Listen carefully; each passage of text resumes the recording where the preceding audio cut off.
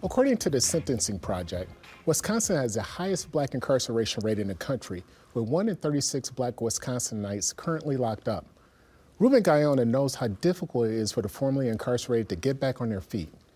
After he was discharged from the Navy, Ganoa was arrested on a drug conviction and sentenced to 10 years. After his release, the father of 5 was told he had to settle for minimum wage jobs. He wanted more for himself and his family. 3 years ago, he started My Way Out, a nonprofit program supporting nearly 1,000 men and women in southeastern Wisconsin. Ganoa joins us now. Thank you for having me, James. Hey, thanks for joining us. So how did you come up with the idea for My Way Out?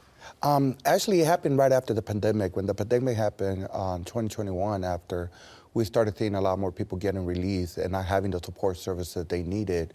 So, I remember when I came home, I wanted that way out, but at the same time, I wanted someone to empower me and make me feel that there is a way out. So that's where the name came out, like, you know what, let's empower and reach the individuals, and let's ask them what is their way out. So that's how My Way Out was born, really, just providing the support services and meeting people where they're at. Instead of us telling them what to do is have them take charge. One of the things I realized when we get incarcerated, the first thing that's taken away from you is your voice, because you're told you have the right to remain silent. And often we forget that we have a voice because we get incarcerated and we don't have a say-so while we're incarcerated. So when we come out with, like, we want to empower you, now you have a voice here. Let us know how your re-entry journey looks like.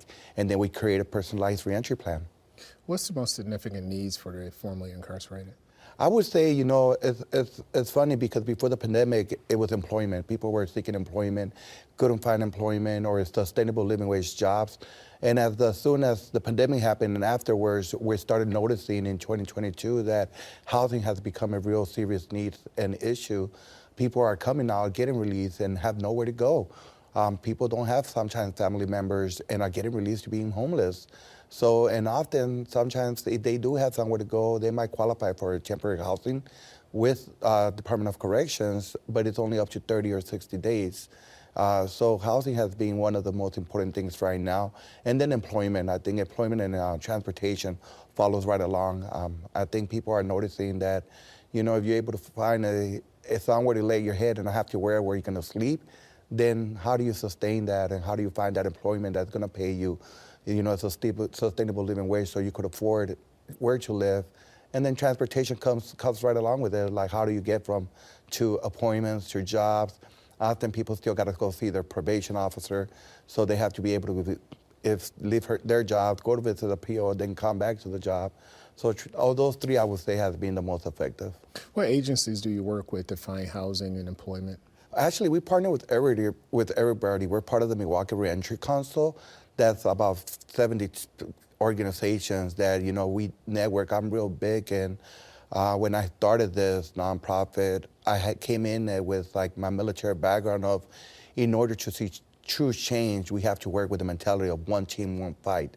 So there's a problem that's affecting everybody, so let's all just work together. I'm a well-known, I started off new organization, so I know I don't have that much funding, but the little I do have, I'm able to provide, and if I need additional resources, I reach out to other organizations that might be able to provide those support services. When you say you meet people where they are, what do you mean by that? So when I say we meet people where they're at is if someone gets released out of the Milwaukee detention facility and they got nowhere to go, they'll call us and we'll come and pick them up and say, where do you need to go? You got to go check your PO, your probation officer.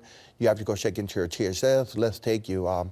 When we make appointments, often people come out with no transportation. So we're asking them, where are you staying at? Where can we meet you in a coffee shop? And we come to you. So we're able to create that personalized reentry plan and provide that support service. We're not telling them, well, you have to go over here. No, let us know what's easier for you, Let's meet you at where you at. How does this look for you? How does your journey look like? And often, people are shocked by that. They're like, oh, that I don't have to go nowhere? I'm like, no, not, we're remote, so that gives us that flexibility to go and meet people where they're at. Measuring success, how do you do that? You know, that's funny. I think in the nonprofit world, we always want to set measurables to like what services we're providing and all that. I take a different approach when it comes to measuring success. To me, success is based on what the individual considers success. Often, if that individual success is just to be able to get a bus pass, to have transportation, so he's able to look for jobs, and we obtain him a bus pass, and then he gets a job. That's success right there in itself, you know. So I think how I measure success is however individual I'm working with, or we're working with, wherever they determine that their goal, they've accomplished whatever success they want to accomplish. We got about 30 seconds left. What would you say to encourage people to hire or give a second chance to someone who's just been released? I want them to understand that mistakes do not define who they are, you know, but what we do afterwards. We can only do something afterwards if a true opportunity is provided, you know. So that I encourage people, like, really meet people where they're at, provide that true opportunity, because our mistakes do not define who we are. It's what we do afterwards. I appreciate you. Thank you so much. Thank you, James, for having me.